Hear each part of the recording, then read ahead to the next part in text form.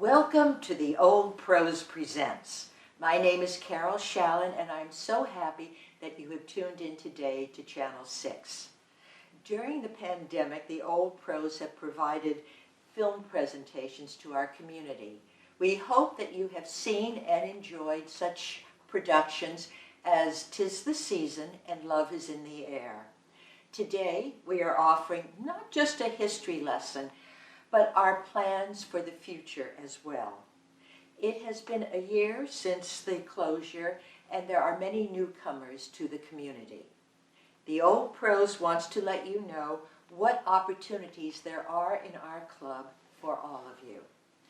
Frankly, there is no one better able to inform us about this than our first guest, Sheila Bialka.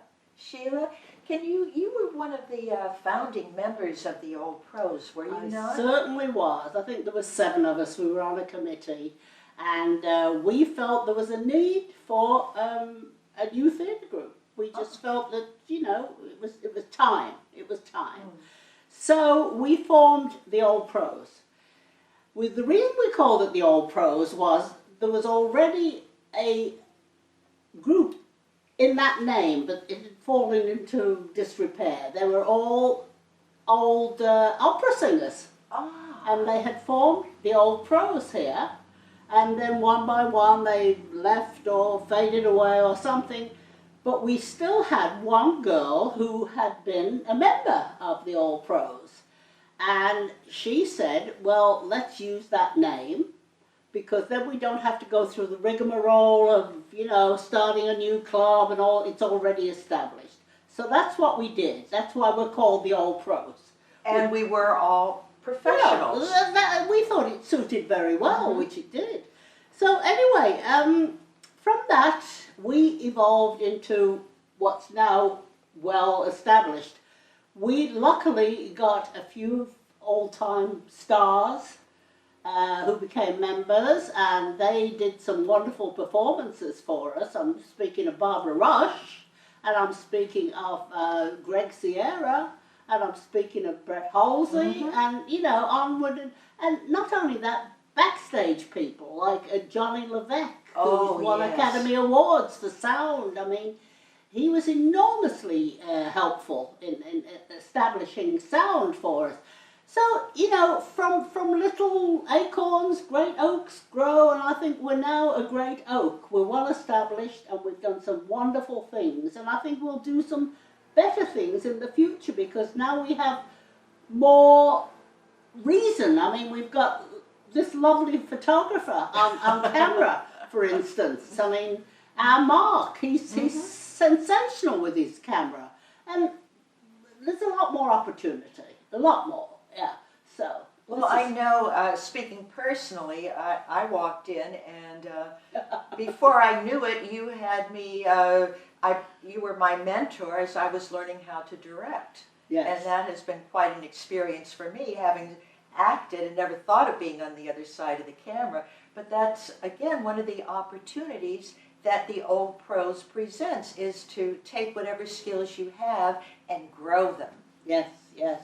And there's always a need, to switch sides. I always say, to be a good theatre person, and I'm speaking theatre because that's my forte, you've got to know every little bit. You've got to work in every little aspect of theatre. You can either pull the curtains, or turn the lights on, or sell programs, or work in the box office.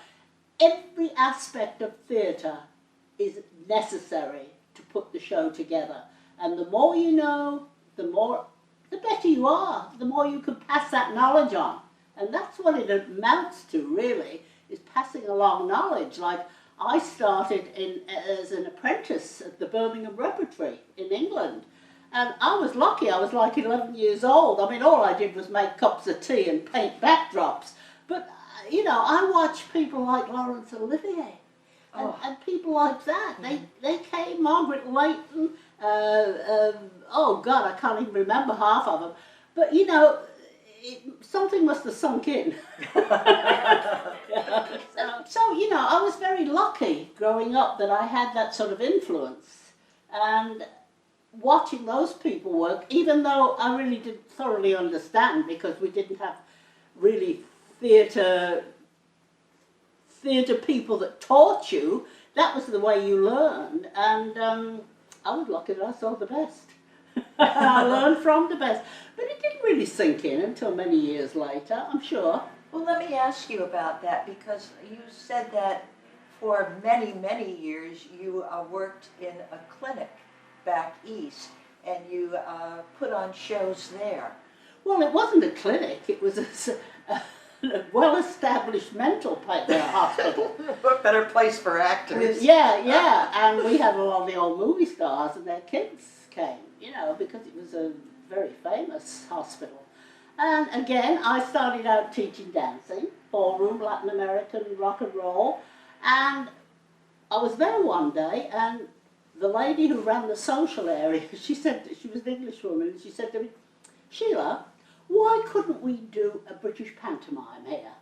Oh. And I said, "A British pantomime? Would they understand?" "Oh," she said, "of course." I said, "Would they allow it?" I said, "If we do Cinderella, will they allow any of these male patients to play female roles?" So she said, "Oh, we'll talk to them." Luckily, 3 of the senior doctors are British, so we didn't have to explain to them what it meant. But a lot of the doctors said, oh no, not my patient. He has trouble with his identity as it is." But we put it on, and it was a smash. It was an absolute, it was the first time in almost 200 years that they let children come and see a show there.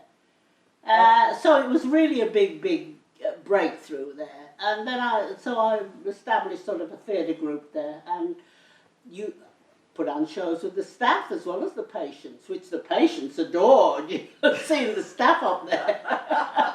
Anyway, it was great fun, and that was sort of the way I broke through and wrote shows and all that for the patients to do, and so that was it. And then Aren't we planning to do a pantomime when we get opened up?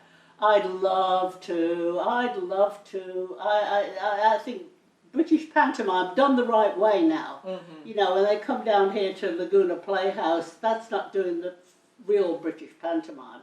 They've got women and men playing the right roles, but in British pantomime you play opposite. You don't play. A woman doesn't play she only plays the principal girl. The principal boy is played by another woman. You know, it's kind of convoluted, but that's how theatre started. If you go right back to Shakespeare's time, it was all men, no women. Oh yes. You know, and that's how I think pantomime evolved in England, establishing roles that was basically should have been women, but were men.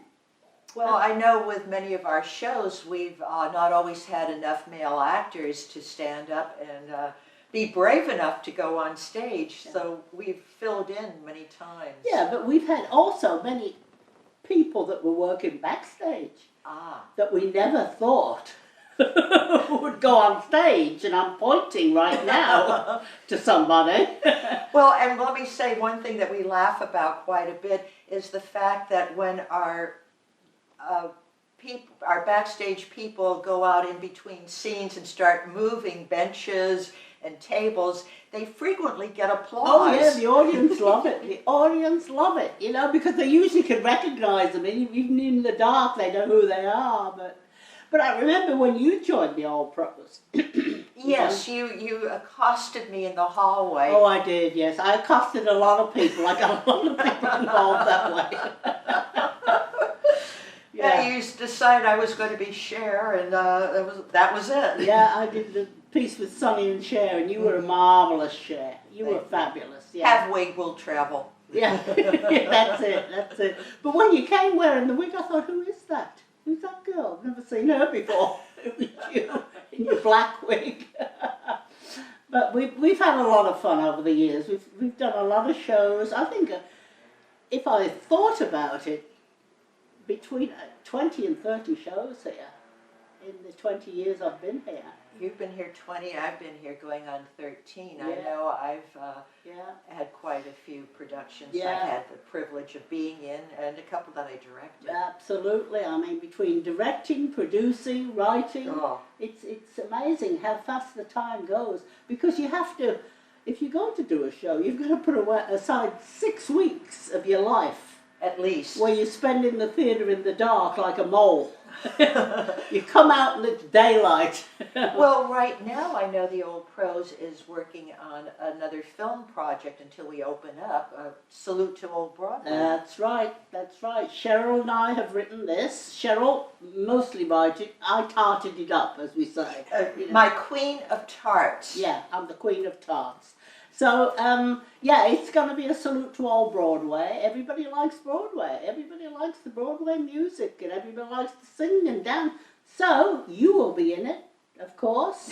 You are doing a wonderful dance. It so impressed me years ago that I've asked you to revive it. Going to be Sweet Charity, aren't you? If they could see me now. Yeah.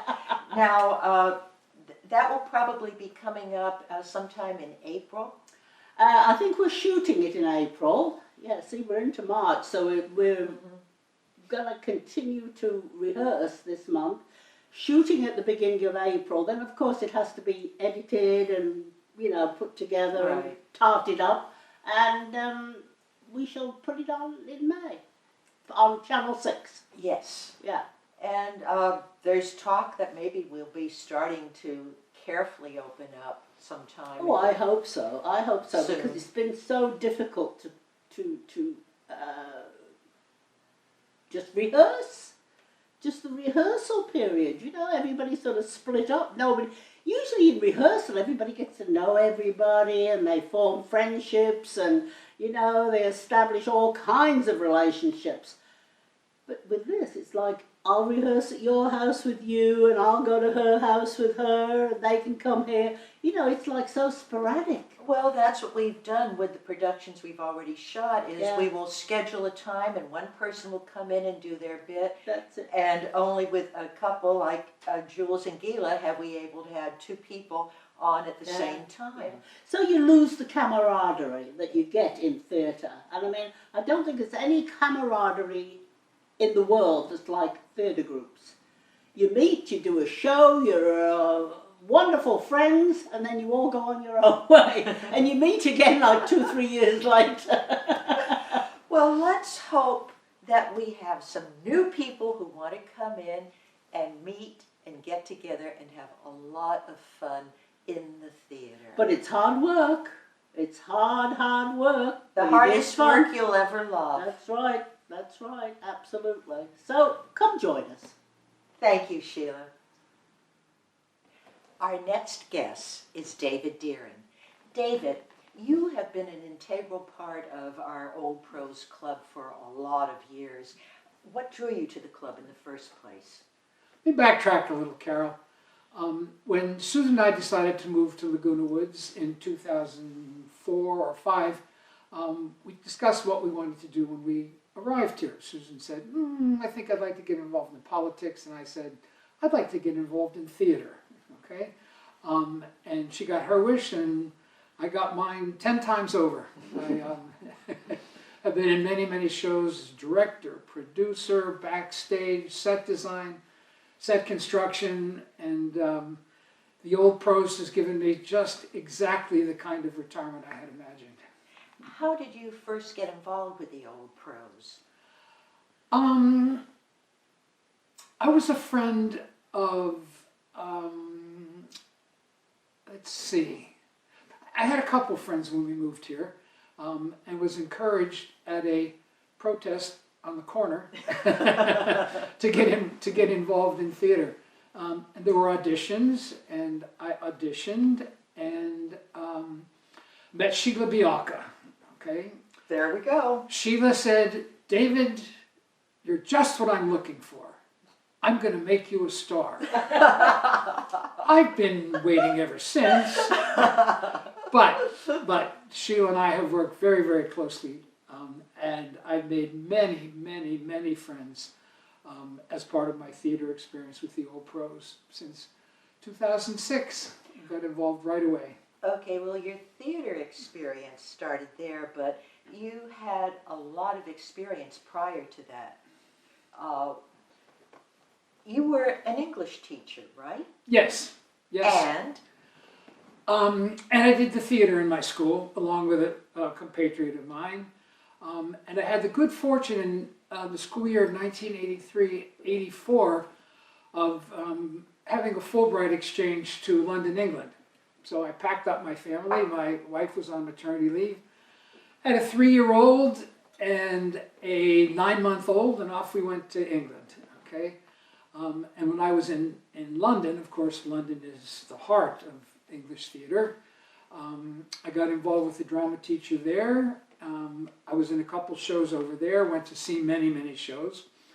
And then she and I had a little brainstorm. We thought, well, why don't we do a theater exchange?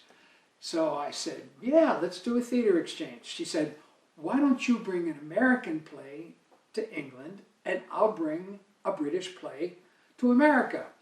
And we did that 3 times. I took you over You Can't Take It With You, okay, a very American piece. We also took over Little Shop of Horrors, okay. I got to be the voice of Audrey in that, got to sing in that. And we did, we invited them over, of course. They did A Midsummer Night's Dream and As You Like It. And we just bonded. We had a great time, made many friends, British students who are still friends, okay, who are now in their 50s. Time flies, doesn't it? But anyway, I've continued to be friends with the theater teacher from Upbury Manor School in England, and I saw her as recently as 2014, and she's been a dear friend ever since 1983-84 when we worked together. I noticed that you're wearing a producer's sweatshirt from One Flew Over the Cuckoo's Nest, which was a wonderful production that you directed. Yes, the cast got me this. Thank you very much. Always wanted to do Cuckoo's Nest. Thought we might take that over, but we couldn't quite bring that together. And so we wanted to do One Flew Over the Cuckoo's Nest here. And of course we cast that, and Carol, you were among one of our stars. You were Candy in that show, and your picture is in there. I'm not sure the camera can pick that up. But you were a vamp in that, and a really, really good vamp, as I recall. I wore shorts. They were short shorts. They left very little to the imagination, as I recall. And I may say the cast sometimes had a little difficulty focusing. Well, thank you very much. That was great. Oh, we had a wonderful cast. You cast that so beautifully. Yes, we did. And of the many things that I have directed here, this was the most fun to direct. Okay, looked forward to rehearsals. Rehearsals obviously take a different turn once you get into rehearsing. And sometimes we just took off on a little bit of theatrical tangent, and we had fun with it. And when we did the show 3 nights, okay, we just said we wanted to do it again. And we were able to do it 3 times, which we could have done it more. We had a beautiful set for that. There were very few sets involved in theater here when I came here, and thought, well, I did the sets for my high school kids, and I think we ought to have some sets here. And so I was instrumental, I think, also in creating some sets as well. As I remember, you were part of the, was it then 5 or 6 Amigos? Yes, yeah, the Amigos, okay. We were the set builders. We designed and constructed sets. We had workshops. We bought a lot of power tools to build flats. We did the painting. We put them up. We changed sets if necessary. And the Amigos did theater sets for, I'm guessing, 7, 8, maybe 9 or 10 years, for quite a long time. We still have some of those flats. I know we used some of them in the production of Midsummer's Night Dream, well, the shortened version of it, which brings me to another topic, which is Shakespeare, which you have been a major proponent of. When I was a senior in high school, we were to read, what were we to read? Macbeth, okay, and I thought, ooh, this sounds good. never really got into Shakespeare before that, but when we read Macbeth as a senior in high school, my teacher did the drunken porter scene. Oh. Okay, messed his hair up, took his tie off, staggered into the classroom and did the drunken porter scene. And I thought, that's something I could really get into. Okay, and of course I went to college as an English major, and as a required courses, 2 required courses for that were Shakespeare 1 and Shakespeare 2. And I got to see several plays. The college was close to Erie, Pennsylvania, where we were able to go see some theater. We saw some theater, some Shakespeare at our own college, Edinburgh University of Pennsylvania. And I just fell in love with Shakespeare. Okay, Shakespeare spoke to me. And as I said, when we did the exchange, of course, we had an invitation from the people in England to bring some Shakespeare here as part of our exchange. One of the loves of my life is William Shakespeare. He speaks to the ages, okay? Has such a wonderful, wonderful way of expressing simple and complex and making the simple complex, and I think sometimes the complex simple, okay? And I thought, well, I want to do Shakespeare here. I had done an adapted version, a shortened version of A Midsummer Night's Dream called Lovers in Midsummer, and I did that here, I think, in 2010, all right? Well received in the community. We got to do the costumes, which were fun. We got to do the staging, which was fun. We got to trip over the language, which was fun. And a lot of people here, I think, discovered that maybe Shakespeare wasn't so much fun for them in high school, but as adults found Shakespeare to be quite interesting, although quite challenging. I remember the original auditions, and go tell it, please. We're going to produce a Shakespeare play. We're going to do a version that I've done already with my students called Lovers in Midsummer, which is a 1-hour adaptation of A Midsummer Night's Dream. By the way, still my favorite comedy, okay? And we had auditions over at the community center in one of the rooms, the Oak Room maybe, I can't remember, okay? I sat over there a couple hours, one person came, stayed another hour, another person showed up. I said, if we're going to do Shakespeare, I better be a little more proactive. So I got on the phone and made some phone calls, okay? And the first thing you know, we had this thing cast, and I don't think anyone had any regrets that I had to call them up and be part of that first production of Shakespeare. Since then, we've done Much Ado About Nothing, As You Like It, Macbeth. All of these were at the Gazebo, and then we were looking for a show to do on the main stage, and I said, I think we could do Shakespeare on the main stage. And we did. We hired a musician who played the bagpipes. We staged this 3 nights, okay? And we actually made, I think, $250. And had a lot of fun. And had a lot of fun. It was a labor of love, for sure. Well, that's one of the things that, in talking about what we may be doing in the future, is we want to be offering classes to the community, and one of them, I'm hoping you will repeat because you've done some wonderful Shakespeare classes in the past, would be a class on Shakespeare. Carol, you mentioned this to me before, and I've given it some thought. Comedies are the most popular and probably the most produced, and then secondly, the tragedies, and finally, the histories.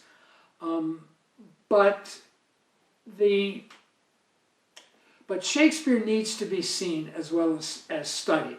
So if I do this class again, and I've given it some thought and likely headed that direction, I would like to do Shakespeare scenes, okay, to have it acted out, because people find the language difficult.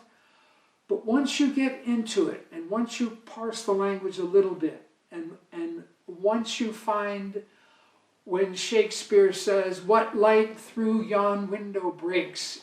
It is the east, and Juliet is the sun." It's much better than, "Who turned the light on?" It makes a big difference. It's poetry. It's blank verse. It's just beautiful language. And as an English teacher for over 50 years, okay, I find the language challenging, interesting, and extremely rewarding. Well, and I know that we have done some productions at the gazebo of scenes from Shakespeare, which have just been a delight because the audience would come, they'd picnic, they'd sit there, and we would have comedy, tragedy, and history. And it was a wonderful way for people to enjoy Shakespeare without having to sit through 3 hours of a history play. Indeed. Okay, the scenes were very, very popular. And as you said, we did scenes from the tragedies, from the comedies, and from the histories as well. I want to backtrack a little bit. When I was teaching in London, I had the opportunity to do a Shakespeare workshop at Stratford-upon-Avon, and got to see Kenneth Branagh and Emma Thompson do Henry V. Okay. Once more into the breach, dear friends, once more into the breach, or fill up the walls with our English dead. And when Branagh was speaking that beautiful, beautiful poetry, it just renewed my faith in my love of Shakespeare. I also saw, and took students when we did one of our exchanges, took them to Stratford, and we saw Richard III. Now is the winter of our discontent made glorious summer by the son of York, okay? And when that was over, I couldn't get out of my seat. I was mesmerized, as were my students who sat there, okay? Just having experienced a beautiful, beautiful rendition of a very, very difficult Shakespeare play, Richard III. Okay, so you will consent to do some classes at this point. Yes, I will. Yes. And hopefully when we do get back on the main stage, there will be some new productions coming up. I'm thinking, as part of the planning committee, that maybe we can get some more comedies going. We'd certainly enjoy doing some comedies, okay? And people think that comedy's easy to do. Comedy is very, very difficult because it depends so much on delivery and timing and interaction among the cast members. Well, if you're interested and you would like to become a part of this, we will be offering classes, and we hope to see some new faces come when the Old Prose opens up again. Stay tuned to Channel 6. There'll be more information. Thank you, David. Carol, thank you for inviting me to share what I've enjoyed ever since moving to Laguna Woods, my love of theater and my involvement with the Old Prose. Thank you.